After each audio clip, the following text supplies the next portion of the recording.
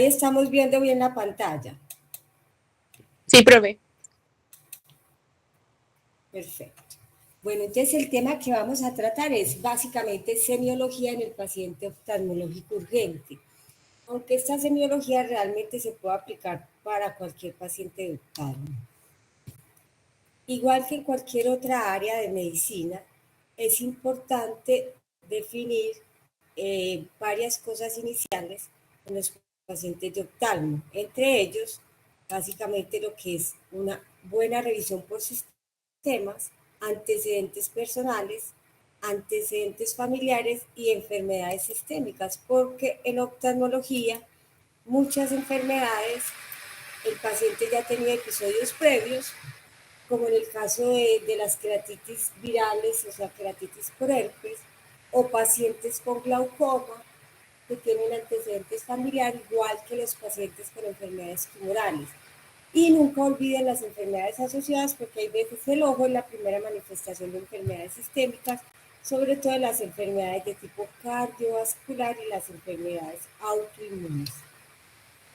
¿Cuáles son los motivos de consulta específicos en oftalmo? De esta lista no nos salimos.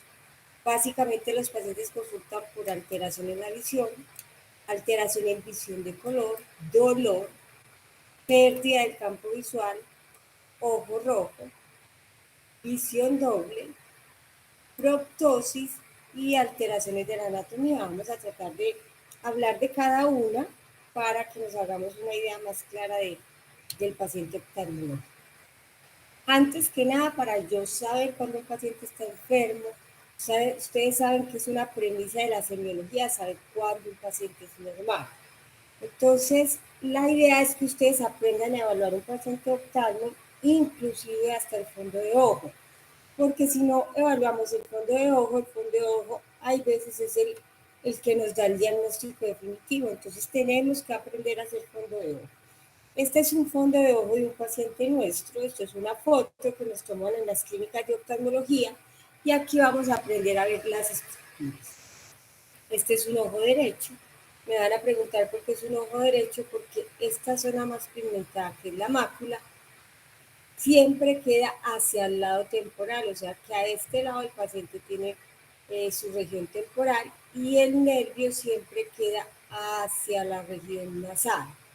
Esta mosquita que tiene aquí la foto es la que me indica cuál es la posición de la foto realmente. Entonces, este nervio está siempre al lado de la nariz, por lo tanto, la mácula debe estar hacia el lado de la zona temporal. ¿Qué estructuras grandes vemos? Esta zona roja, rojo-naranja, toda esta zona se llama retina. Esta bolita aquí se llama nervio óptico, es la cabeza del nervio óptico porque solamente estamos viendo la parte de adelante del nervio óptico. Esta zona pigmentada es la mácula y estas son las estructuras vasculares. Entonces, ¿qué tengo que ver? El nervio óptico debe ser completamente definido. Yo debo ver una línea de separación entre el nervio y la retina. Tiene un centro más pálido que es la excavación. Y estas estructuras vasculares van siempre por pares. Tengo una vena inferior temporal, una arteria inferior temporal, una arteria superior temporal, una vena superior temporal, una arteria superior nasal, una vena superior nasal, una vena inferior nasal y una vena inferior temporal. La mácula que le alcanzamos a ver, solamente ese colorcito más pigmentado. En esta foto o cuando uno mira el fondo de ojo, pues uno no alcanza a ver mayores detalles porque la mácula es muy pequeña. Nosotros en lámpara de hendidura que utilizamos un aumento de 78 a 90 dioptrías prismáticas con un lente, logramos ver detalles más importantes de la retina y del nervio. Entonces miren aquí el esquema, miren cómo está el nervio, que aquí es muy rojito. Está la excavación, que es esta zonita muy pálida. Miren las arterias que son mucho más delgadas que las venas. Y miren que las venas son realmente más oscuras, o sea, son más vino tinto, mientras las arterias son más naranjitas. Miren la mácula. Es importante que siempre las venas y las arterias se cruzan, esto se llaman cruces arteriovenosos, entonces el que ellas se crucen no es normal, no es anormal, lo anormal es que el cruce de una sobre la otra obstruya el flujo de la sangre, pero los cruces realmente son usuales en la retina.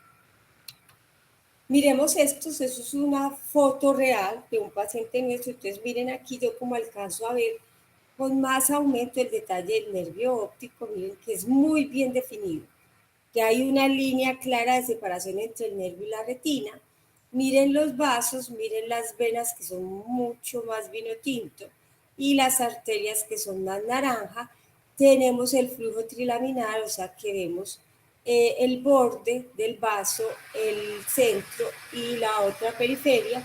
Eso uno lo alcanza a ver con aumento. Y hay algo que a mí me interesa aquí que miren, es esta área que es como más blanca, como más grisácea o amarillenta, que se llama capa de fibras nerviosas. Estas zonas me forman a mí unas radiaciones, generalmente que entre los vasos, en el polo superior e inferior del nervio, se considera este el polo inferior y este el polo superior, y esa capa de fibras nerviosas es normal. Miren, en contraparte, estos dos pacientes tienen los nervios enfermitos, entonces, si yo conozco que este es un nervio normal, yo ya voy a saber que este es un nervio enfermo. Lo primero que un nervio enfermo presenta es que se pierden los bordes. O sea, yo no puedo ver esta lineecita que puedo seguir aquí. Aquí no sé dónde está esta línea, entonces los bordes se vuelven como plumosos, como algodonosos, como indefinidos. Esto ya es un edema del nervio óptico. Miren aquí el mismo, un paciente con una patología similar, donde yo no veo los bordes del nervio, pero aparte de eso, este paciente tiene otros hallazgos. Estos son hemorragias, que se llaman hemorragias en astilla, como si fuera astilla de madera, o en llama, porque también parecen las llamas. Y estas manchas que las llamamos manchas blanco-algodonosas, que enseguida vamos a hablar de ellas. Entonces son dos pacientes con edema de nervio óptico, pero por dos causas diferentes. En el de arriba yo tengo el nervio inflamado, eso se llama neuritis porque es un nervio, pero aparte de eso tengo estas linecitas amarillas, estas manchitas rojas y estas otras manchitas amarillas que hacen que yo sepa que está inflamada esta zona que es la retina. Entonces en oftalmología todo es muy descriptivo. Yo como digo que tiene este paciente, entonces tiene una neuroretinitis, o sea, sumo las dos cosas y el paciente tiene una inflamación importante tanto de nervio como de retina. Muchos de ellos pueden ser toxoplasmosis o otras enfermedades mucho más severas, mientras este paciente lo único que tiene inflamado es el nervio, solo que tiene hemorragias y tiene isquemia de capa de fibras nerviosas. Entonces, si uno hizo un buen interrogatorio, probablemente este es un paciente hipertenso mal controlado que ingresa en emergencia hipertensiva. Y cuando lo examinamos tiene esto es un papiledema porque el paciente tiene el otro ojo igual, secundario a una retinopatía hipertensiva grado 4. Entonces vamos a diferenciar dos términos importantes que es papilitis y papiledema. Papilitis es que se inflama una sola cabeza del nervio óptico, o sea, el paciente tiene inflamado el nervio de un solo lado. Mientras en el papiledema, para que yo diga que el papiledema tiene que ser bilateral, o sea, los dos nervios están inflamados. ¿Por qué se produce el papiledema? El papiledema es secundario a hipertensión endocraniana hasta que se demuestre lo contrario. Mientras la papilitis, que es la inflamación de un solo nervio óptico, es secundario a cualquier causa que puede ser viral, bacteriana, o sea, infecciosa, puede ser tóxica, puede ser infiltrativa. Entonces, cuando yo veo un solo nervio, tengo que llamarlo papilitis o edema de papila, ¿sí? O edema de cabeza de nervio óptico. Mientras es bilateral, lo llamamos papiledema. ¿Hasta aquí alguna duda con relación a estos términos? ¿Les queda claro o tienen alguna duda? Profe, entonces el papiledema solo es a hipertensión intracraniana o puede ser alguna otra causa. No, siempre es hipertensión endocraniana. Lo que pasa es que depende la causa de la hipertensión endocraniana. Mira que te dije que era secundario también a una retinopatía hipertensiva grado 4. Pero aquí se produce hipertensión endocraniana en los pacientes que están en emergencia hipertensiva. Pero siempre es secundario a hipertensión endocraniana. Listo, gracias. Ok. Alteraciones de la consulta, de otros motivos de consulta, alteraciones de la agudeza visual. ¿Qué tipo de alteraciones tengo? Aguda, ¿sí? Que es, entre comillas, lo que hace que un paciente oftalmo sea urgente. ¿Qué me produce una alteración aguda? Las obstrucciones vasculares, los desprendimientos de retina, las hemorragias, los glaucomas, pero la variedad aguda. Los glaucomas crónicos producen alteración crónica de la visión. Las neuritis ópticas, como les acabo de mencionar, o sea, la inflamación del nervio. Las uveitis, que es la inflamación de los tejidos uveales, que, o sea, que son tejidos pigmentados, como la uvea, el cuerpo ciliar y el iris. Y los accidentes cerebrovasculares de cualquier tipo, isquémicos o hemorrágicos. De forma lenta, yo como pierdo la visión, la pierdo por defectos refractivos, por deterioro progresivo de la retina, por cataratas, por glaucoma, pero los crónicos, y por compresiones extrínsecas de la vía óptica, o sea, cualquier lesión que empiece a aumentar y a expandirse dentro del cerebro, me va a ocasionar una compresión de la vía óptica y el paciente va perdiendo la visión de forma paulatina. Los defectos refractivos son los que ustedes más conocen como miopía, hipermetropía, astigmatismo y presbicia, o sea, los pacientes que necesitan gafas o lentes de contacto. Y la retina se va deteriorando progresivamente en todos los pacientes por edad, en los pacientes diabéticos, en los pacientes hipertensos, en los miopes elevados o en pacientes que tengan algunas enfermedades congénitas que alteren pues directamente la retina. La catarata, por definición, es una enfermedad de ancianos. La única catarata que produce una pérdida súbita de visión es la catarata traumática. O sea, el paciente que tuvo una herida y en la herida se comprometió el cristalino y el paciente pierde visión porque el cristalino se puso opaco. Vamos ahora a hablar de dolor en oftalmología. El dolor en oftalmología es definitivamente un reto. ¿Por qué es un reto? Porque el ojo es la estructura a nivel del cuerpo humano que más inervación tiene. La córnea tiene alrededor de 400 terminaciones nerviosas, todas del trigémino. Entonces eso es lo que hace que la patología ocular sea tan dolorosa. Pero el problema es que el trigémino inerva casi literalmente media cara. Entonces cualquier dolor del áreas vecinas o del áreas circundantes al ojo puede simular una patología ocular sin serlo. Entonces necesitamos unos tips o unas ayuditas para que nosotros podamos suponer si el paciente en ese momento tiene un dolor de tipo oftalmológico, es un dolor referido de otras estructuras al lado. O sea, un paciente con una odontalgia puede quejarse de que le duele el ojo, un paciente con una sinusitis también, un paciente con hemicránea en racimo claramente dice que le duele el ojo, y un paciente con una migraña tipo clásica, con pródromos y todo eso, también dice que le duele el ojo. Entonces necesitamos algunas ayuditas. Lo primero, ¿dónde duele el ojo? El paciente nos va a decir claramente que le duele la bolita. Ellos le dicen a uno, a mí me duele la bolita y si yo me toco la bolita, me duele la bolita. Fuera de eso, la sensación es tipo presión. ¿Por qué es tipo presión? Porque el ojo duele por distensión de sus paredes.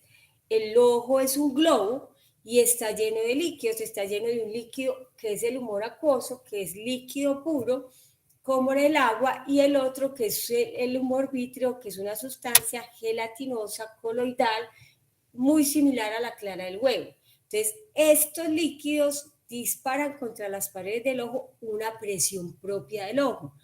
Pero cuando el paciente está inflamado, las terminaciones nerviosas están sensibles y esa presión que el ojo dispara es mucho más sentida por el paciente. Entonces el paciente le refiere a uno como que si el ojo fuera grande y como que no le cupiesen la órbita, porque la órbita es una estructura ósea muy estrecha, es un cono, y ahí se acomodan el ojo, los músculos extraoculares, la grasa periocular, entonces es una estructura estrechita y es muy fácil que la sensación de aumento de presión se sienta. Generalmente el paciente, cuando el paciente de oftalmología empieza a sentir dolor, casi siempre es nocturno, o sea, es el paciente que se despierta entre 12 de la noche y 1 y 3 de la mañana porque el dolor lo está enloqueciendo. ¿Por qué sucede esto? Porque cuando el paciente está en decúbito, la presión arterial se equipara con la presión intraocular. Como están en decúbito el paciente, entonces hay una forma como se transmite más fácil la presión arterial a nivel ocular, porque obviamente la presión arterial también incide en la presión ocular. Al fin y al cabo, el ojo tiene estructuras vasculares. Entonces, aquí hace que la presión disparada contra las paredes sea mucho mayor que cuando el paciente se pone de pie. Entonces, es el paciente que consulta por eso. Y fuera de eso, el dolor de oftalmología no cede fácilmente a los analgésicos. Mejora, pero no desaparece del todo. ¿Cuándo mejora bien el paciente de oftalmología? Cuando tratamos la causa de base. Si el paciente tiene un glaucoma y logramos bajarle la presión del ojo, pues el paciente va a mejorar el dolor. Si el paciente tiene una uveitis, si tratamos la uveitis, el paciente va a mejorar el dolor.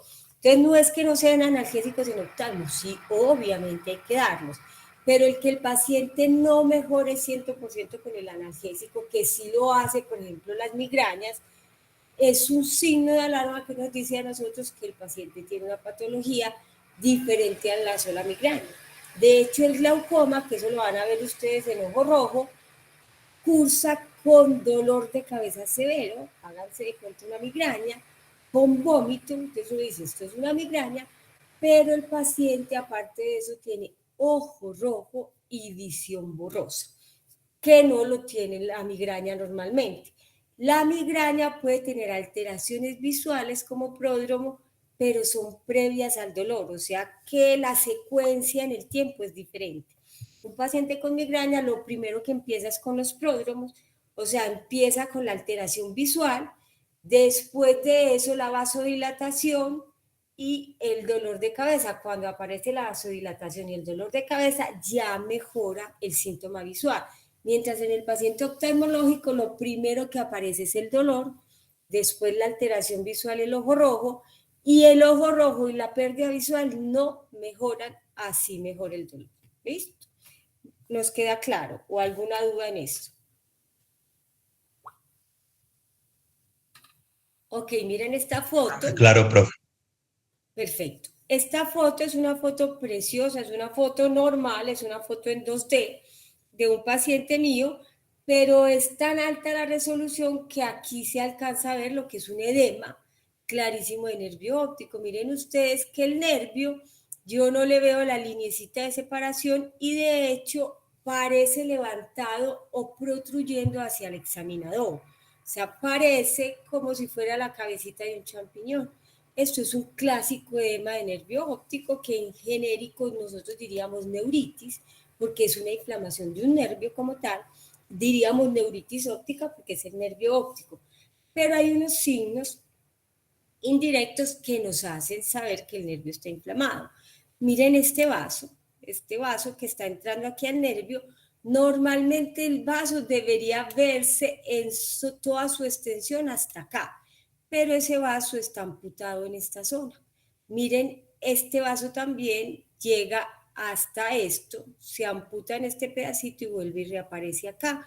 Miren este vaso que se ve aquí y vuelve y reaparece acá. Entonces, cuando yo vea los vasos amputados, no es que los vasos estén amputados como tal, es que está tan inflamado el nervio que se pierde la visualización de los vasos. Los vasos están ahí, pero la capa de fibras nerviosas, que es la que se me inflama, me está obstruyendo los vasos. Entonces, eso es un signo indirecto de edema de nervio óptico, el que yo no vea los vasos completamente nítidos. Les voy a mostrar la foto previa, que miren que los vasos se ven en toda su extensión hasta que entran al centro del nervio óptico, pues realmente ellos no entran, ellos salen de ahí realmente. En todo el centro están los vasos y los vasos se ven en toda su extensión. Entonces, cuando yo veo un vaso amputado, tengo que sospechar que el nervio está inflamado. Miren que aquí se ven amputados estos dos también. Y estos pacientes empiezan a tener manchitas rojas como esta y como esta, que son hemorragia de capa de fibras nerviosas. Entonces, eso también es un signo de edema de nervio óptico. Otro motivo de consulta es el ojo rojo. Pues de hecho es el motivo de consulta más grande en oftalmología. El 90% de los pacientes de ojo rojo tienen una conjuntivitis, pero el otro 10% son enfermedades muy graves que es muy peligroso confundirlas con conjuntivitis. Este tema yo no lo voy a tocar porque ustedes tienen una clase completa de esta, pero sí lo vamos a mencionar. ¿Cuáles son las causas más frecuentes de ojo rojo? Como les digo, conjuntivitis, escleritis y epiescleritis, úlceras de córnea, el glaucoma, las uveitis, el trauma y los tumores. Esta es una foto para que ustedes vean esta lesión blanco-grisácea. Es una lesión que está sobre la córnea, es una queratitis, o sea, es una úlcera de córnea que está comprometiendo mucho la córnea de este paciente. Es un paciente usuario de lentes de contacto. Los pacientes usuarios de lentes de contacto suelen ser muy descuidados, suelen dormir con los lentes de contacto, meterse a turcos, piscinas y saunas con los lentes de contacto, cuando esto no debería ser así, porque los lentes de contacto no están hechos para medios húmedos. Entonces se mete un germen entre el lente de contacto y la córnea y el paciente termina con esto, que si logramos curar la infección, después nos toca hacer un trasplante de córnea. Esto es también una lesión similar, solo que esta foto es a blanco y negro.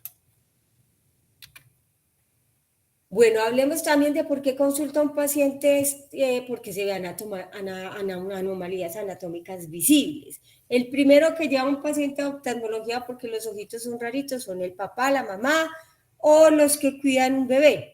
Entonces, cuando ellos ven los ojos que no les parece normal, llevan al niño a consulta. Y el otro paciente que consulta porque ha tenido cambios son el paciente que tuvo trauma. Cuando tienen un trauma dicen, veas que yo me veo una cosa blanca en el ojo, veas que yo me veo una cosa roja en el ojo. Entonces esos pacientes consultan porque hay unas anomalías evidentes en su anatomía. ¿Cuáles son las anomalías más importantes? La leucocoria, el microoftalmos y el esoftalmos, los tumores o quistes y las agenesias oculobombas. Leucocoria viene de leuco, que es blanco, y coria, que es pupila. Entonces, leucocoria quiere decir pupila blanca. Una pupila blanca, chicos, es patológica hasta que se demuestre lo contrario. ¿Por qué? Porque la pupila tiene que ser negra. La pupila es negra porque es un espacio que me dejó el iris en el centro, igual que cuando yo tengo un diafragma de una cámara fotográfica, el espacio que hay en el centro es el que me permite que pase la luz. Pasa la luz, incide sobre la retina y me forma la imagen. Si no existiera ese espacio, la luz no podría entrar al ojo y no podríamos formar las imágenes. Entonces es este espaciecito que el iris me deja en toda la mitad y que obligatoriamente es negro, sin importar el color del iris del paciente. Entonces, cada que yo vea una pupila blanca, ese paciente necesita ser estudiado. ¿Cuáles son las causas más frecuentes de pupila blanca? Las cataratas, los desprendimientos de retina, tener una infección en el ojo que se llama endoftalmitis, porque lo que estamos viendo es pus, y tener tumores dentro del ojo. O sea, de esos 4 diagnósticos en general no se salen. Entonces, cualquier pupila blanca tiene que ser estudiada. ¿Qué es el microoftalmos? El microoftalmos es un ojo más pequeño que el de la gente de la misma edad o que el del ojo contralateral de un paciente. En promedio, un recién nacido tiene un ojito al nacer de más o menos 18 milímetros de longitud. Mientras se va creciendo hacia el año de edad, esa longitud llega a 21, en promedio 22 milímetros, que es la longitud promedia de un adulto. Entonces, un bebé recién nacido con una longitud de menos de 18 milímetros es un microptalmos. Y un bebé de 2 años hasta un adulto con una longitud axial de menos de 21 milímetros es un microptalmos. Entonces, los pacientes con ojos muy pequeños tienen muchas alteraciones visuales y esos pacientes hay que estudiar. El exoptalmos, en contraposición, no es un ojo más grande, es un ojo más salido. El típico caso del exoptalmos son los pacientes con enfermedad tiroidea. Enseguida les voy a mostrar una fotito. Los tumores o quistes que realmente son visibles casi siempre y las agenezas como colobomas. Este paciente tiene su ojo derecho normal, pero su ojo izquierdo es rarito, entonces por eso la mamá y el papá lo llevan a consulta y encontramos que tiene una implantación anormal de estas pestañas. Miren, las cejas también están anormalmente implantadas. Tiene esta muesca en el párpado superior. Esto es un coloboma parcial de párpado superior. Pero como el párpado superior pertenece a la misma línea embriológica de desarrollo que todo el ojo, entonces ese paciente no solo tiene coloboma del párpado superior, tiene coloboma en toda esta línea del desarrollo. Entonces tiene coloboma de iris, coloboma de párpado, tiene implantación anómala de las cejas, tiene coloboma de nervio óptico y coloboma de retina. Entonces, estos pacientes, así no lo manden de un día para otro, es un paciente que hay que evaluar por oftalmología para tratar de sacar el mayor porcentaje de desarrollo visual de este ojo, porque la visión se desarrolla en los pacientes pediátricos hasta los 7 años de edad. Entonces, si el cerebro ve que un ojo no está bien y que el otro sí, el cerebro desarrolla el ojo sano y no desarrolla el ojo, pues en este caso el ojo izquierdo, que es el ojo enfermito del paciente, y el paciente entra en lo que nosotros llamamos ambliopía o en ojo perezoso. Entonces necesitamos hacer ciertas estrategias para que este ojo gane todo el potencial visual que puede ganar.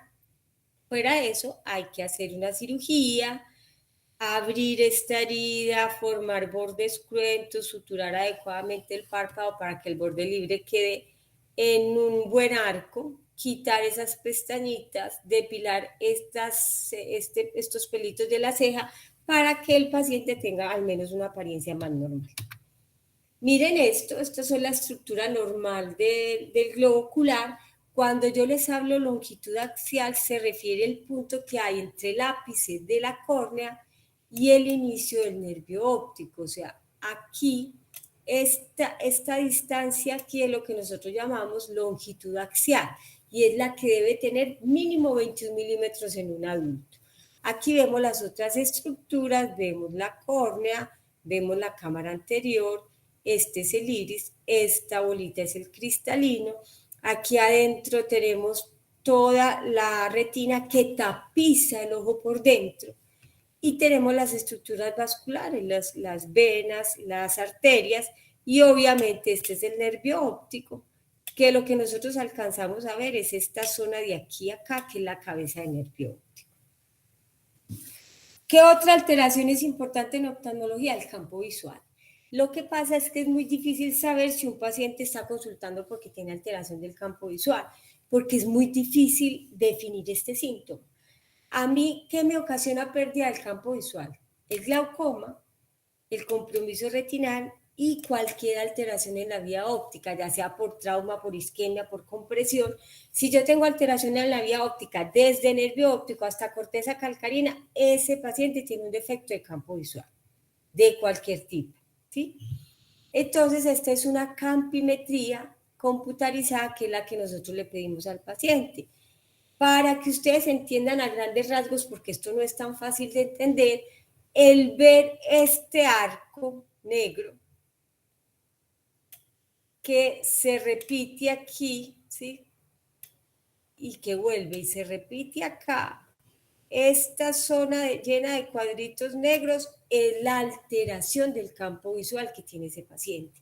Ese paciente tiene un escotoma arqueado inferior, pero resulta que cuando ustedes interrogan al paciente, el paciente les dice que él no ve de la mitad para arriba. Y ustedes dicen, ¿pero cómo así? Sí, Lo que pasa es que en oftalmología las cosas son invertidas. Cuando un paciente les dice, yo no veo de la mitad para arriba, busquen la lesión de la mitad hacia abajo. O sea, busquen la lesión en la mitad inferior de la retina o en la mitad inferior del nervio óptico, porque es invertido. Si el paciente les dice que no ve hacia el área temporal, busquen la lesión en el área nasal y viceversa, porque así se comporta la vía óptica. La imagen llega invertida a la retina, el nervio la transmite y el cerebro es el que hace la conversión de la dirección adecuada de la imagen.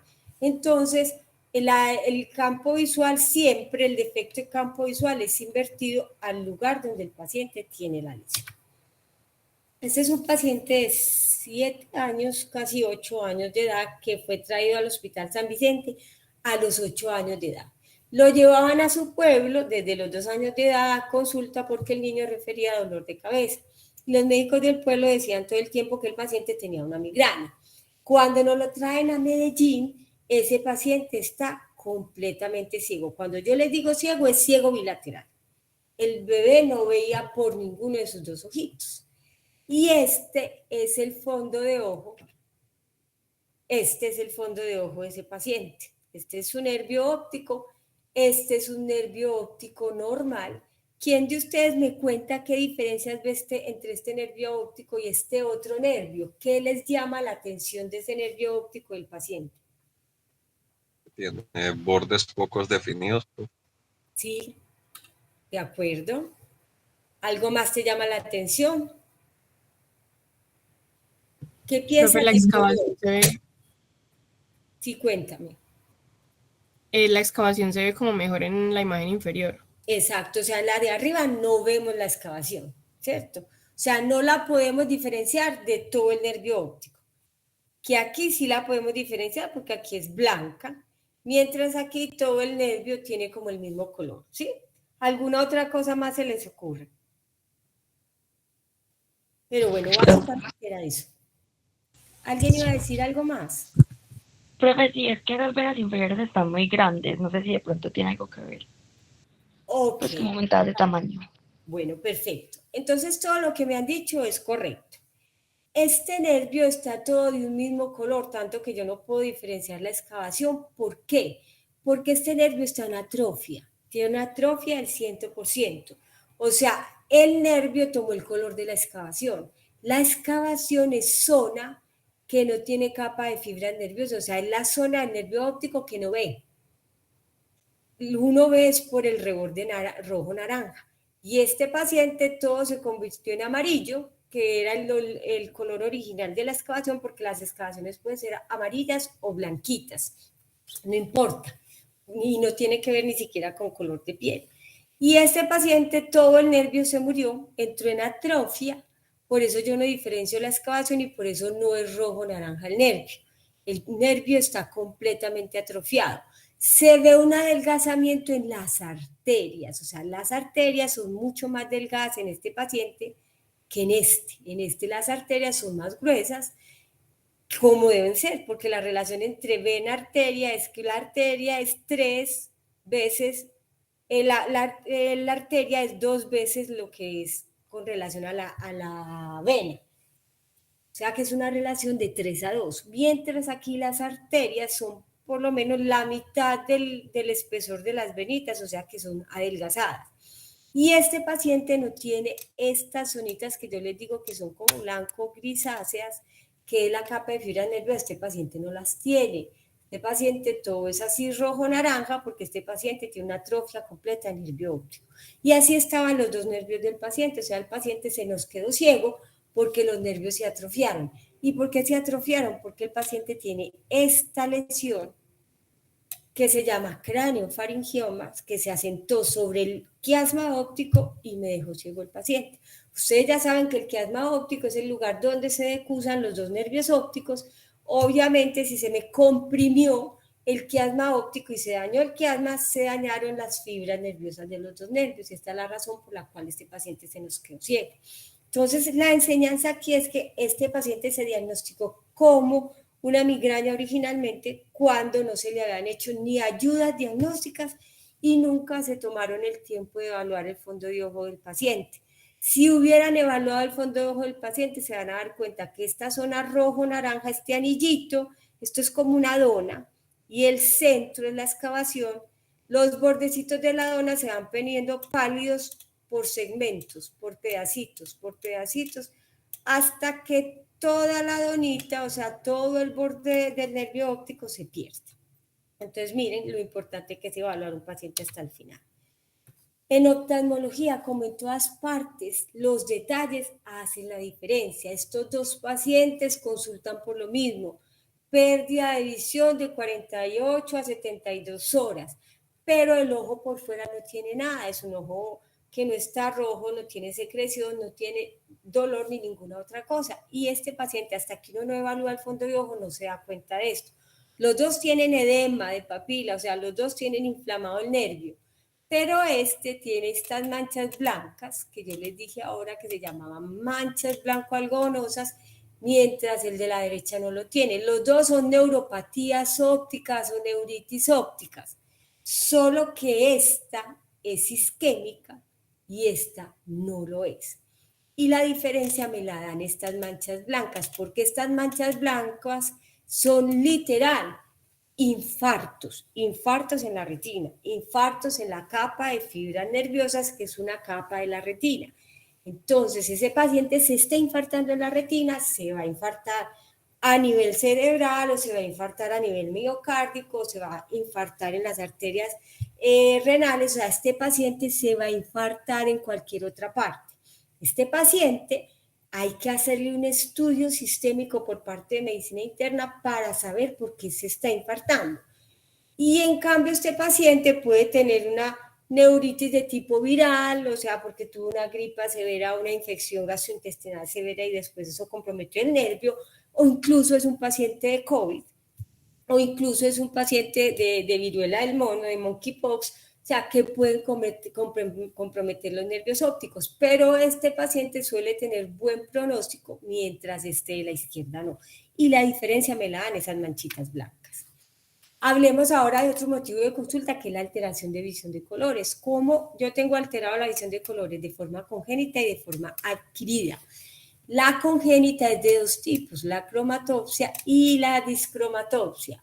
Acrómatas o con acromatopsia son los pacientes que no tienen percepción de ningún color, o sea, hay ausencia de la percepción de colores. Estos pacientes ven blanco, negro y gris, pero no perciben ningún color. En cambio, los discrómatas, que son los que ustedes conocen como daltónicos, son los pacientes que tienen alteración en algunas gamas de colores. El más común es el que tiene alteración entre las gamas de rojos y las gamas de verdes, y los que tienen alteraciones entre las gamas de azul y amarillo. Son dos discromatopsias diferentes. Estos pacientes ven 20/20, pero tienen problema con la percepción de los colores, pero tienen una visión de 20/20. Las congénitas no hay nada que hacer. El paciente congénitamente tiene alteración de visión de color. Uno puede utilizar algunos filtros en las gafas o en los lentes para ayudar a que ellos perciban un poquito mejor ciertos colores, pero aún así no se alcanza la percepción que debe ser. Mientras las adquiridas se pueden recuperar si usted trata la causa subyacente. Una alteración adquirida de visión de colores es una neuritis óptica hasta que se demuestre lo contrario. Entonces, todo paciente que llega y les dice a ustedes que está viendo los colores opacos o desteñidos, derechito hay que ir a mirar el nervio óptico, porque probablemente ahí está la razón. Algunos otros pacientes que tienen alteraciones retinales seniles o con miopías muy severas también pueden tener un poquito de alteración en visión de colores. Cuéntame. Buenos días, profesora. Bueno, tenía una duda pues, de pronto las congénitas, ¿cómo se nos acercan, puesto que pues, el paciente pues, diría que es congénita, obviamente no va a decir como que está viendo distinto a lo que tenía antes? Sí, o sea, realmente el paciente lo que te describe a uno es que los colores son menos brillantes, porque es que el mito es que ustedes creen que el paciente confunde el rojo con el verde, no es cierto. El paciente el rojo típico, como el rojo de la sangre, lo reconoce bien, Y el verde típico, como el verde de las hojas de los árboles o el verde del semáforo, también lo reconoce bien, porque eso se lo enseñó la mamá. La mamá le mostró, esto es rojo. Entonces, todo lo que él ve igualito es rojo, pero todo lo que se salga de esa gama, o sea, si yo le muestro un vino tinto, que no es un rojo típico, él no lo ve como rojo. Y si yo le muestro un verde que tiene tintes café, él no lo ve como verde, él lo ve como café. Pero cuando está verde del mismo tono que la mamá le enseñó o el papá o la persona que le enseñó, él no tiene problema con eso. Él tiene problema es en las gamas dentro de los verdes o las gamas dentro de los rojos. Entonces nosotros les mostramos un rojo típico. El rojo de la tapa del Midriasil, que es las gotas de dilatación, que es un rojo clásico, y se lo mostramos al otro ojo. Entonces le decimos, ¿cómo lo ves por este ojo y cómo lo ves por el otro? Entonces él compara y dice, por aquí lo veo brillante y por aquí lo veo desteñido. Entonces así es como nos damos cuenta que tiene una alteración adquirida, ¿de acuerdo? Sí, no, pero pues, mi idea era más como el paciente con la, pues, digamos, digamos así, afectación, pero que sea congénita. Sí. Él se acerca a nosotros, pues, diciendo lo mismo, que ve algo, pues, ve los colores distintos, pues, me preguntas por qué como, pues, toda la Él vida. no se va a acercar diciéndote eso porque él no conoce colores diferentes a como él los ve. ¿Sí? O sea, nunca te va a llegar, vea doctora, yo veo los colores desteñidos, no, porque es que él no sabe cuál es un color desteñido y cuál no. Pero ellos sí le pueden decir a uno, vea, yo creo que yo tengo problema con los colores porque cuando yo me pongo la ropa, mi esposa me dice, ¿usted por qué se puso esa combinación? Si es que esa camisa amarilla no queda con ese pantalón café. Y yo le digo, es que esto no es café, esto es gris. Ahí es cuando ellos sospechan que tiene una alteración de color. O sea, cuando una persona dice, vea, ¿ves este vestido morado? No, es que eso no es morado, eso es azul. Ahí es cuando se sospecha que el paciente tiene una alteración en visión de colores de tipo congénito. Gracias. ¿Aclaré tu duda o no? Sí, sí, esa era. Muchas gracias. Perfecto. Entonces, este es el test que nosotros le hacemos, que es un test de Ichihara, y el paciente en esta debe ver un 5, en esta un 3, en esta un 15, en esta un 6, aquí un 97 y aquí un 45. Entonces, miren, este es un paciente normal. Este paciente, este fondo de este círculo está hecho en un montón de circulitos en tonos rojos y naranjas. Y la figura que está en medio de esos circulitos está en tonos verdes, o sea que el paciente debería verme un 1 aquí y aquí un 6, o sea que el paciente me debería ver en medio de todos esos circulitos rojos naranjas un 16 que está en tonos verdes, o sea en gamas de verdes. Pero resulta que ese paciente tiene un problema con la percepción de los colores rojos. Entonces, este es el color rojo que ve un paciente normal y esta es la forma como un paciente discrómata ve el rojo, ¿sí? Que lo ve como verde. El naranja también lo ve como verde. Entonces, ¿qué pasa? Si yo tengo este fondo todo rojo y él no ve los rojos, el verde del número se le pierde en medio de los otros porque él los ve todos como verdes. Entonces, él no alcanza a ver la imagen. No ve el 16 porque todos los ve iguales. Él los ve como si fueran grises y verdáceos, lo que generalmente es rojo naranja. Entonces miren la diferencia. Mientras ese paciente con los azules no tiene tanto problema porque realmente los azules los percibe relativamente bien. Entonces está la forma como nos damos cuenta que estos pacientes tienen alteración de visión de colores. Bueno, después de que vimos los signos y los, pues los motivos de consulta, vamos a ver los signos típicos con los que ingresa un paciente oftalmo. Entonces ingresa con ojo rojo, puede ingresar con secreción, con epífora o con lagrimeo, con blefaroespasmo, con quemosis y con cambios en la anatomía. Vamos con algunas fotos a ver algunas cosas. Todo esto hace parte de ojo rojo. Y ustedes van a ver la clasecita de eso, pero yo les voy a dar pues un brochazo sobre semiología en ojo rojo. Todo esto para el paciente es ojo rojo y el paciente lo va a llamar a uno a decirle, tengo el ojo rojo como un tomate. Pero nosotros tenemos que definir exactamente qué es lo que el paciente tiene inflamado. Aquí el paciente tiene inflamado en los párpados, tiene edema palpebral, pero el ojo por dentro está íntegro. Aquí el paciente tiene una secreción que es mucoide, miren que se pega entre el párpado superior e inferior como un filamento, aglutina las pestañas y después se seca alrededor del párpado como si fueran costricas y tiene una zona como eczematosa de párpado. Este paciente es una reacción conjuntival y dermatológica, o sea, es una dermatitis, una queratodermatitis secundaria a una reacción alérgica y por eso la secreción es de tipo mucoide. Este paciente tiene una hiperemia conjuntival clara en este ojo derecho y solamente en esta zona, en este ojo izquierdo y solamente en esta zona del ojo derecho. Entonces este paciente tiene un ojo rojo bilateral pero asimétrico. Probablemente, si miramos que la piel es un poco roja, podríamos considerar que este paciente tiene un rosácea con compromiso ocular o que es un paciente usuario de pantalla durante mucho tiempo en el día y está teniendo ojo rojo por sequedad ocular. Pero las córneas están intactas y miren que este paciente no tiene secreción. A diferencia de este que tiene esta secreción amarillenta, supremamente adherente, con los párpados pegados que yo no alcanzo a ver más estructuras. En este paciente a mí me toca limpiar la secreción del paciente para poder mirar por dentro cómo está el ojo.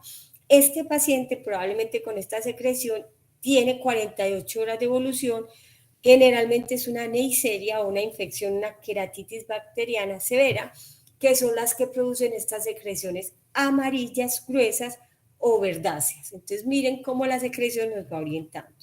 Este es el ojo rojo, pero por inflamación propia del párpado. Esto es una lesión nodular, esto es un típico orzuelo.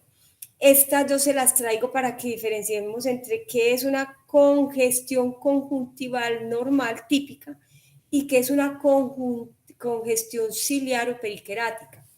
La conjuntival es que hay una hiperemia de la conjuntiva alrededor de la córnea, pero la córnea está intacta, a la córnea no le pasa nada.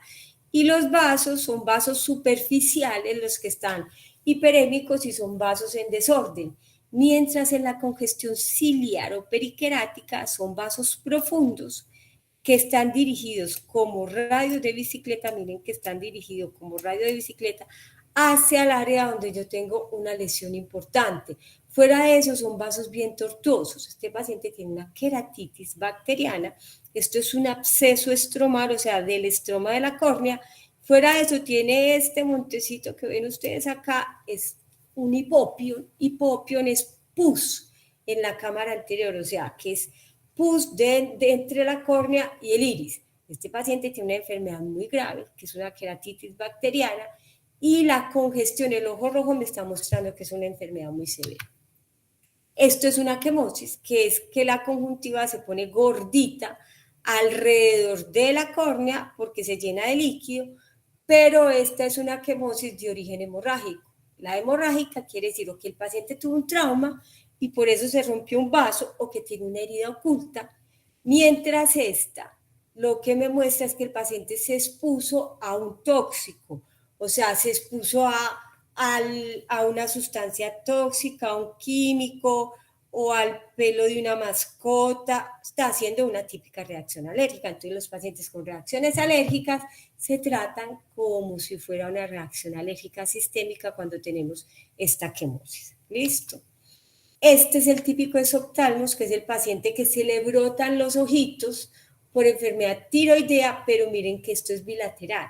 Mientras la proptosis, miren que es un solo lado, casi siempre está acompañada de quemosis, que en este caso es hemorrágica, y que el otro ojo está normal. Cuando yo tengo un solo ojo, yo tengo que sospechar que el ojo se está saliendo porque tengo un tumor, porque tengo algo infiltrativo detrás de ese ojo, desde un seno paranasal, desde la órbita, incluso desde el cerebro. Eso me va empujando hacia afuera, mientras este paciente tiene sus ojos blancos sin quemosis, los tiene salidos, pero es un paciente con enfermedad de tiroides. Entonces miren la diferencia entre exoptalmos y proptosis. Después de eso, ¿yo qué hago? Yo ya tengo signos y síntomas. Yo lo que tengo que hacer es un examen oftalmológico completo. que este es el derrotero para oftalmo. Primero tomen visión, después movimientos oculares, respuesta pupilar, anatomía externa del ojo, la presión, los anexos y el fondo de ojo. Si ustedes tienen un derrotero, no olviden ningún paso y se equivocan mucho menos. ¿Qué necesito yo para evaluar un paciente de oftalmo? Una buena fuente de luz, o sea, una linterna, una lupa, un blefarostato, colorantes, el oftalmoscopio directo y un midriático. Este es el blefarostato que nosotros usamos y este es el que yo les sugiero a ustedes que ustedes usen, que no tienen el de nosotros a la mano. Entonces cogen un clip, lo abren, le doblan una puntica y les queda un ganchito, pero necesitamos 2 ganchitos, uno para abrir el párpado arriba y otro para abrir el párpado abajo. Yo no me canso de decirles, chicos, yo no conozco ojos que no se puedan abrir. Conozco médicos incapaces de abrir un ojo, que es muy diferente. Si ustedes no son capaces de abrir un ojo, no son capaces de hacer un diagnóstico. Entonces, si por más que ustedes intentan, no lo pueden evaluar, el paciente hay que anestesiarlo, hay que sedarlo, o si no hay posibilidad, hay que remitirlo. Porque si ustedes no pueden evaluar un ojo, no tienen cómo hacer un diagnóstico. El colorante que yo les sugiero es azul de metileno, que ustedes sí lo tienen a la mano aún en primeros niveles. Nosotros tenemos fluoresceína, pero el azul de metileno sirve igual de bien. Y les sugiero aprendan a utilizar el midriacilo, la tropicamida. La tropicamida es el genérico. O sea, es dilatar la pupila del paciente si ustedes no fueron capaces de ver el fondo de ojo con la pupila de tamaño natural. Entonces, dilatan el paciente para que lo puedan ver. ¿Qué pacientes no dilatar? Paciente que ustedes tengan alta sospecha de glaucoma y paciente que tenga una herida ocular. Esos 2 pacientes no se dilatan. Los demás los pueden dilatar, así el paciente tenga riesgo de glaucoma. Van a ver en ojo rojo cómo evaluar la cámara anterior para que sospechen si el paciente va a hacer glaucoma o no y si lo pueden dilatar o no. Tomen la agudeza visual del paciente con gafitas. O sea, no es lo mismo saber que un paciente con gafas B20-20 y sin gafas cuentadedos, a que ustedes me digan que es que ese paciente está viendo cuentadedos por el trauma que acabo de tener. No. Un paciente miope de -4 ve cuentadedos y usted no les pone las gafas. Pero si usted les pone las gafas y el paciente alcanza a ver 20-20, quiere decir que el trauma que acabo de tener no es lo suficientemente grave para quitarle la visión. Evalúen los párpados, evalúen la órbita, evalúen las cejas y las pestañas. Después miren los reflejos pupilares. El globo ocular, eviertan los párpados, busquen los cuerpos extraños que se enclavan por debajo del párpado, tanto en el superior como en el inferior. Después de eso, si yo sé que el ojo está intacto, le echo una gotica de anestésico que puede ser silocaína al 1 o al 2, sin epinefrina, le dejan caer una gotica al paciente o incluso silocaína en gel.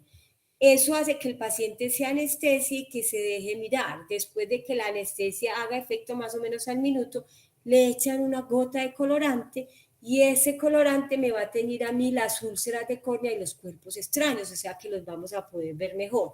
Eso sí, si el paciente tiene herida, nada, no le aplican nada, ni anestesia, ni colorante, ni midriacil, nada.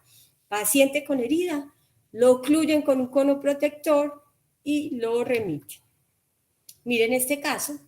Este paciente consulta porque tiene diferencia en los 2 ojos. Chicos, yo les pregunto, ¿ustedes tienen clase enseguida a las 7? No, profe. Ok. O sea que nos podemos tomar unos 10 minuticos más. ¿Listo? Bueno, este paciente llega porque dice que él se nota los 2 ojos diferentes. Él dice que este ojo se le está saliendo, ¿sí? Cuéntenme, cualquiera de ustedes, qué les llama la atención entre esos 2 ojos. ¿Esos 2 ojos son iguales o qué diferencias hay entre un ojo y el otro?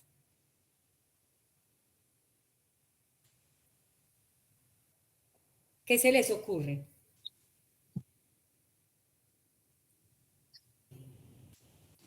Miren todos.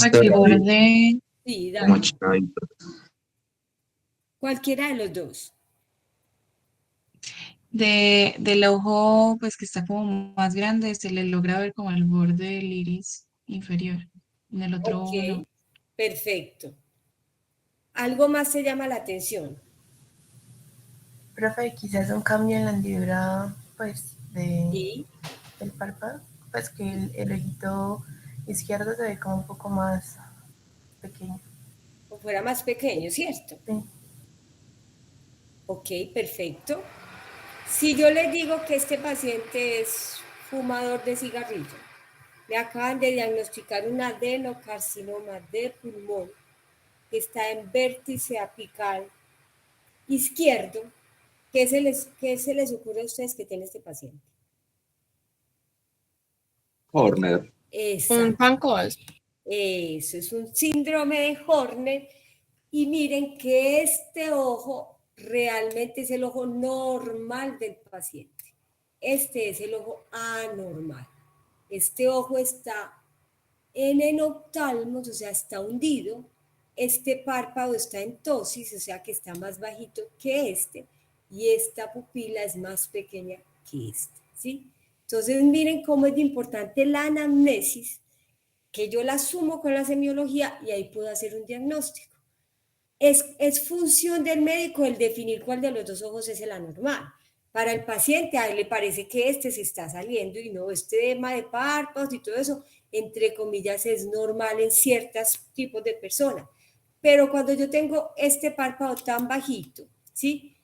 Yo tengo que sospechar que este párpado está en ptosis. Este párpado está en posición adecuada, este de abajo puede estar un poquito más bajito y se alcanza a ver todo el iris, pero aquí el problema, la ptosis siempre es importante, es el párpado superior. Y la diferencia de pupilas también nos hace el diagnóstico. Miren este otro paciente, consulta porque él amaneció visco. Y cuando uno lo ve, este ojo está derecho y este ojo está tirando hacia la nariz.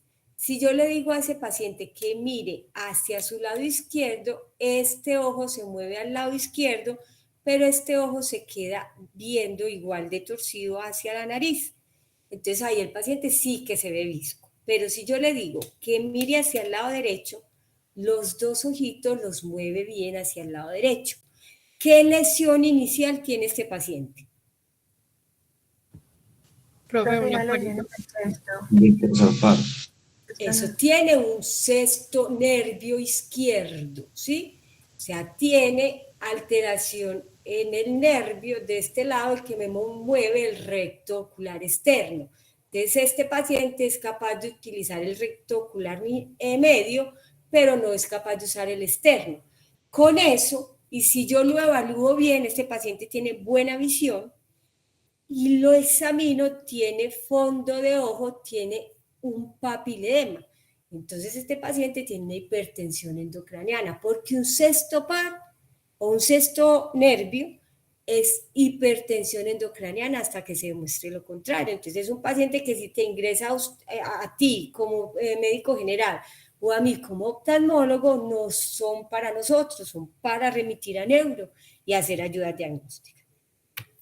Miren esto, es un paciente que es muy importante porque todo bebé que a ustedes le llevan, que está llorón, que tiene lagrimeo, para ustedes es obstrucción de la vía lagrimal. Ojo, un paciente con lagrimeo, fotofobia, porque los papás le dicen a uno es que a él le molesta la luz, y megalocórneas es un glaucoma congénito y no una obstrucción de vías lacrimales. ¿Por qué yo sé que es una megalocórnea?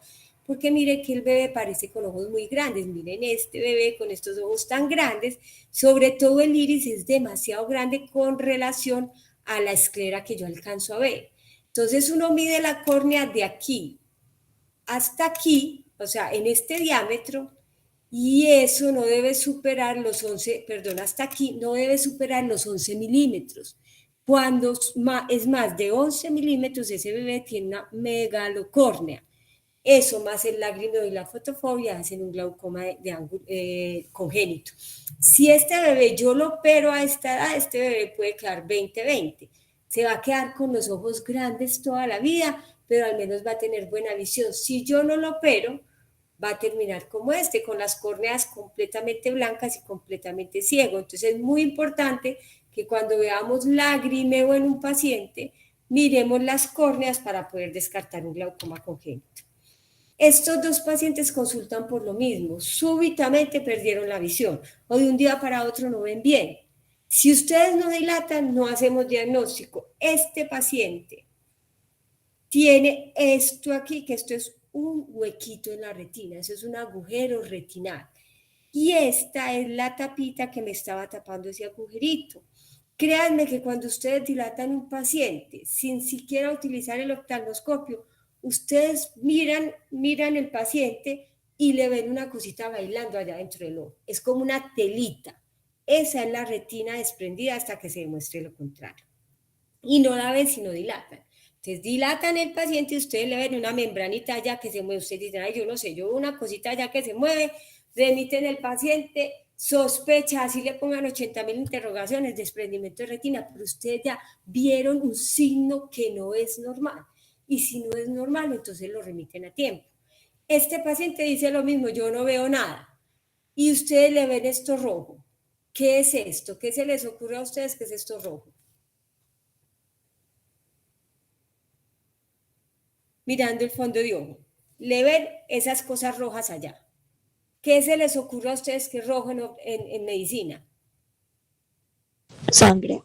Eso. Esto es una hemorragia vítrea. Por aquí yo alcanzo a ver un pedacito del nervio óptico y alcanzo a ver algunas estructuras vasculares y veo estas cosas blancas como con unos centricos negros. Si ustedes interrogaban al paciente bien, el paciente les va a decir, yo soy diabético. A mí ya se me dañaron los riñones y a mí en Medellín me han tenido que hacer unos rayos en los ojos. Cuando ellos dicen rayos, hasta ahí veces le dicen a unos rayos X, pero no son rayos X, esto es rayo láser. Estas son cicatrices de láser que se le hizo a este paciente porque tiene una retinopatía diabética proliferativa, o sea, es un paciente con una retinopatía diabética severa, donde los vasos se van dañando, se producen unos vasitos nuevos como las telarañitas que nos dan en las piernas a las mujeres, esos vasitos se rompen muy fácil y sangran. Entonces el paciente sangró por dentro en el ojo. Tenemos que mandarlo a cirugía otra vez para lavar esta hemorragia vítrea y mirar qué más se puede hacer por esta retina, pero la anamnesis les da por lo menos el 90% del diagnóstico. Después de que yo ya evalué hasta el fondo de ojo del paciente, yo tengo que hacer una aproximación clínica. Nosotros los oftalmólogos hacemos aproximaciones, no hacemos aproximaciones clínicas, sino que hacemos diagnósticos precisos. Pero ustedes van a hacer es una aproximación. Normalmente el paciente no se sale de estos 4 síndromes, que el paciente lo que tiene es un trauma ocular, que el paciente tiene una enfermedad infecciosa o inflamatoria ocular, que el paciente tiene una enfermedad neurológica con manifestación oftálmica, como el paciente del estrabismo, que el paciente lo que tiene es un tumor con manifestación oftálmica, como el paciente del Horner, o que el paciente tiene una enfermedad sistémica con manifestación oftálmica, como los pacientes de retinopatía diabética, hipertensiva, pacientes con esclerosis múltiple, pacientes con artritis reumatoidea, que estos pacientes hacen compromisos oculares, pero son enfermedades sistémicas que están teniendo una manifestación oftálmica. Después de eso, ¿yo qué hago? Clasifico al paciente si el paciente es urgente o no es urgente. Cuando un paciente es urgente son en oftalmo, cuando tiene pérdida súbita de visión, cuando tiene tumores y cuando tiene trauma. Porque el trauma y los tumores son urgencias relativas. ¿Por qué son urgencias relativas? Porque es que son más urgentes otras patologías en el organismo que las de los ojos. Llega un paciente con una herida ocular, pero llegó la materna con eclampsia, llegó la penetrante a toras, llegó la herida de corazón. El paciente de oftalmología importa nada, porque son prioritarios los otros pacientes. Entonces, por eso, urgencias de oftalmología no tenemos en las noches, porque nunca nos pasan un paciente de cirugía, porque todo lo demás es prioritario. Entonces, un paciente con una herida o con un trauma ocular, ustedes lo van a remitir para que llegue a oftalmología, ojalá de preferencia en el día, para que lo podamos atender. porque si ustedes lo mandan a medianoche y el paciente llega a policlínica, en policlínica miran la remisión y ven que es una remisión oftalmológica y le dicen al paciente, sin ninguna vergüenza y sin siquiera mirarlo, siéntese al frente de pensionado a que abran oftalmología a las 7 de la mañana. Entonces no es justo enviar un paciente a medianoche por un tumor ocular o por un trauma que no se va a poder atender en esa hora.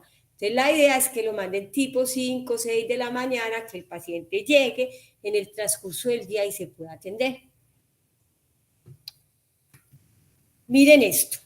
Este es un paciente que consulta por pérdida súbita de visión. Ustedes le toman la visión y está percepción de luz. Este es el paciente, o sea que escasamente percibe la luz.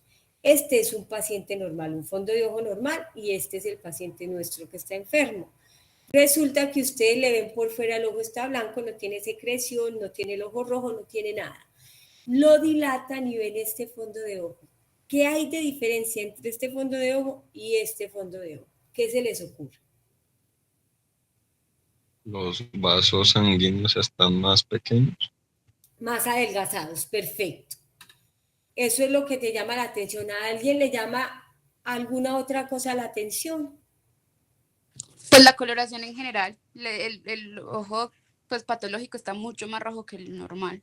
Eso está bastante bien. O sea, recuerdan que cuando yo les mostré la foto inicial, yo les decía que los vasos siempre son pares.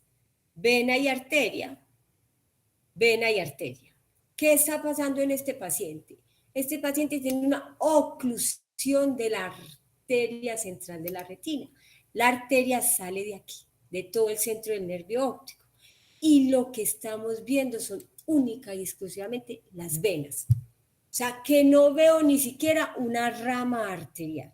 Se obstruyó, se infartó la arteria central de la retina en toda la salida de la cabeza del nervio óptico y estas son las venas. Entonces, este paciente tiene hiperemia inicial en la retina, por eso es que tú dices que es más rojo, y tiene lo que nosotros llamamos mancha rojo cereza, que es la mácula, tratando de proteger la mácula por una arteria de la coroides, está más hiperémica que la que es en una persona normal. Y las venitas sí están más adelgazadas. Entonces este paciente tiene un infarto, literal, un infarto retinal.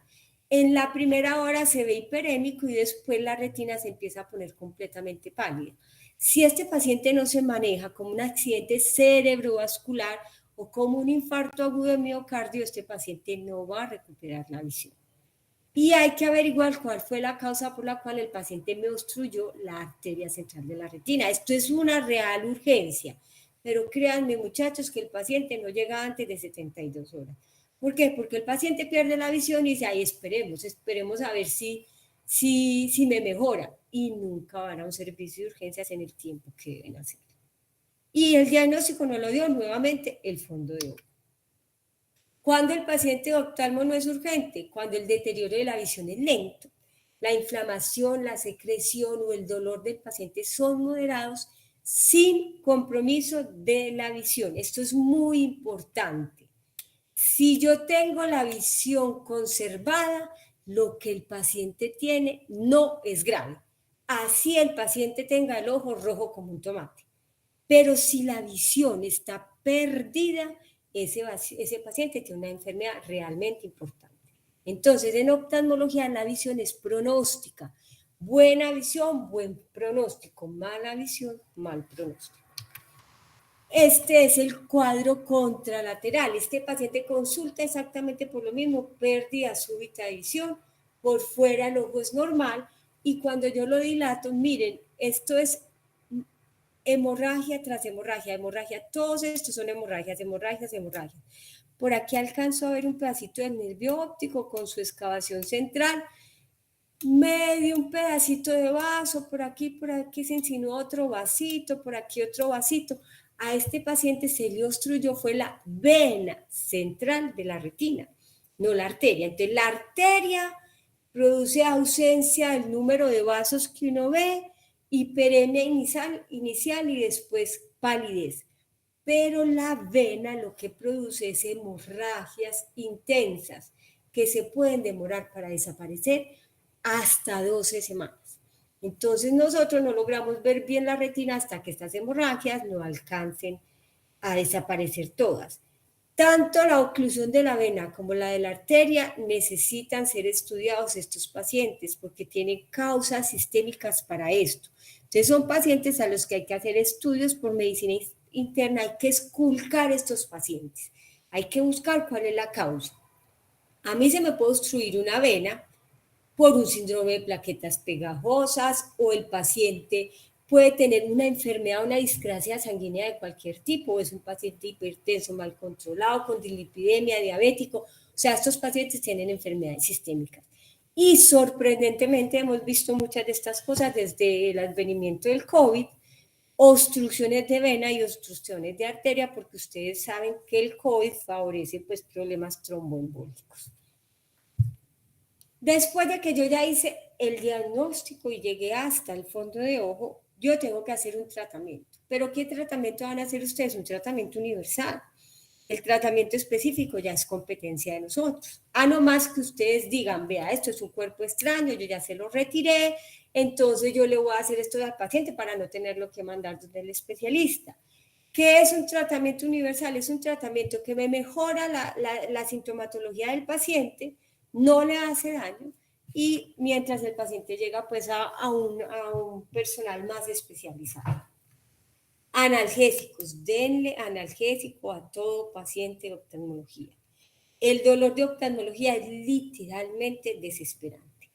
Pueden darle cualquier opción analgésica, a excepción de buscapina compuesta, porque la buscapina, aunque el iris es músculo, pues es un músculo del tipo liso, funciona como músculo liso, ustedes pueden desencadenar un ataque agudo de glaucoma utilizando buscapina. Entonces, nada, usen mefenámico, usen acetaminofén, usen ibuprofeno, usen vía venosa, usen ketorolaco, si le tienen que dar meperidina, le dan meperidina. O sea, usen cualquier analgésico a excepción del otro. ¿Alguien iba a preguntar algo?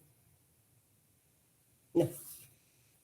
Usen midriáticos para que el paciente se aplique midria, silotropicamida cada 6 horas mientras llega donde el oftalmólogo. ¿Cuándo? Cuando yo esté segura de que no es un glaucoma y cuando esté segura de que no tiene una herida. Los pacientes con uveitis, con queratitis, con inflamaciones de otro tipo, uno les pone el midriasil cada 6 horas, eso relaja el músculo ciliar y al paciente les mejora notoriamente el dolor hasta que llegue donde el oftalmólogo. Ocluyan todo paciente que estén seguros no está infectado. ¿Entendido? No está infectado. Si el paciente está infectado, si ustedes lo tapan, seleccionan flora y las infecciones en oftalmología son muy difíciles de tratar porque el ojo es considerado un santuario para el ingreso de los antibióticos. Entonces, no tapen un paciente si creen que está infectado. Y envíenle antibióticos orales a todo paciente que ustedes sospechan infección y a todo paciente que tenga trauma. Y bajo esas condiciones ya lo remiten. Esto es un abrebocas a ojo rojo y a glaucoma. Este es un paciente de glaucoma de ángulo cerrado. ¿Por qué yo sé que es un glaucoma de ángulo cerrado? Porque el glaucoma de ángulo cerrado cursa con semimidriasis. Miren el tamaño de la pupila. Es una pupila más o menos de 6 milímetros de diámetro, porque el glaucoma de ángulo cerrado no cursa nunca con pupila pequeña miótica ni con pupila completamente dilatada. Es la semimidriasis la que hace que se me adose el iris a la córnea por detrás y me cierre la cámara anterior. En una lámpara de hendidura, esta imagen blanca corresponde al iris y esta otra imagen blanca corresponde a la córnea. Miren que las dos están completamente pegadas y no hay separación entre las dos. Eso indica que no hay cámara anterior. La cámara anterior desapareció porque se adosó el iris a la córnea, a su cara interna, y evitó que el humor acuoso pudiera salir. Esta estructura es el cristalino del ojo, que ya no es cristalino, miren que tiene tono como amarillo café y tiene todos estos punticos que es un tipo de catarata que se produce secundaria al glaucoma. Profe, ¿Sí? Perdón, ¿qué tipo de antibiótico se da en los pacientes que se sospecha infección y pues o tiene trauma? Si en oftalmo nos sirve la cipro, es una buena opción. Se puede poner amikacina sistémica y quinolonas de cuarta generación. ¿Listo? Listo, gracias. Perfecto. Miren, esto es un paciente que dice que este lunar le está creciendo hace 2 meses. En oftalmología las cosas pueden ser muy agresivas. Entonces, miren esta lesión pigmentada, el tamaño que tiene, y miren la congestión ciliaro-periquerática tan llamativa. Miren los vasos totalmente dirigidos como rayos de bicicleta hacia el lado de la lesión, o sea que esto me está indicando a mí que el paciente tiene una enfermedad muy importante. Miren que si yo no dilato al paciente, yo pierdo la proporción de la enfermedad. Esta es la lesión pigmentada que estamos viendo acá, pero cuando yo dilato al paciente, la lesión pigmentada, miren hasta dónde va. Este es un melanoma de cuerpo ciliar y es casi 4 veces más grande que lo que yo estoy viendo por fuera. Este paciente, si yo no lo dilato, miren que la pupila está grande, porque la dilatamos, yo no alcanzo a ver este tumor allá adentro y es continuidad de este. Entonces este paciente llega a Medellín o al lugar donde se vaya a atender para sacar ese ojito, hacer estudios de extensión porque es muy probable que aquí ya tenga algún tipo de metástasis y la sobrevida de este paciente es escasamente a 5 años. Entonces, créanle al paciente cuando dice que esto le ha estado creciendo muy rápido. Ustedes no tienen nada que perder si remiten un paciente que ustedes sospechan un tumor y después el oftalmólogo diga, no, eso es un nevus y no tiene ningún problema, lo vamos a vigilar. Grave es que ustedes no lo envíen y que realmente no sea un nevus, sino un melanoma como en este caso, que el paciente se va a morir. Listo, chicos, esto era lo que yo tenía para decirles hoy. ¿Tienen alguna duda o algo que quieran que les aclare? Profe, yo quedé con una duda sobre el glaucoma congénito. No Sí. entendí desde qué puntos es que tengo que hacer la medición para saber si es anormal ese diámetro o ese tamaño. Eso, tú ves el iris es lo que yo tengo pigmentado en el paciente, ¿cierto? Es lo que es en este paciente, el iris es esta zona café, entonces yo tengo que tomar una medida de aquí, espérame, yo te busco la imagen.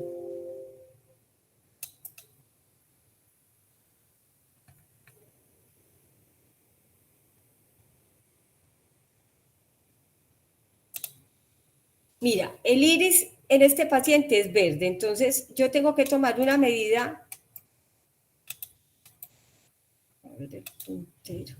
Una medida entre este borde del iris y este otro borde.